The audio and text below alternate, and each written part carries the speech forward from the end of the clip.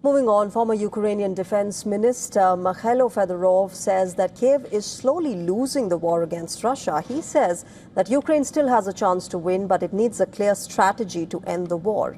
According to Fedorov, Ukraine lacks an overall plan for how to win the war. He blames weak innovation, corruption and patronage networks for hampering the country's war effort. He says government institutions also lack sufficient political independence.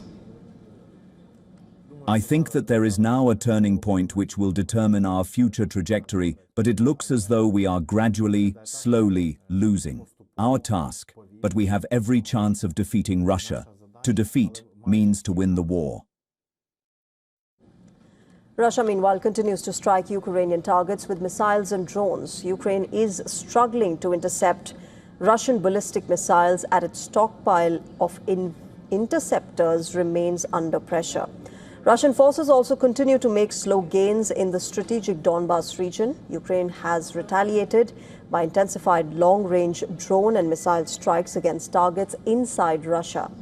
Fedorov claims he helped drive successful operations while in office. He's of the opinion that Ukraine should accelerate development of AI-guided autonomous drones. He's also proposed a frontline model that would rely heavily on electronic sensors and unmanned systems.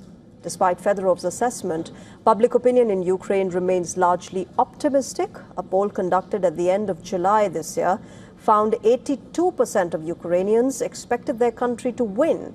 However, most respondents expected the war to continue into 2027 or even beyond.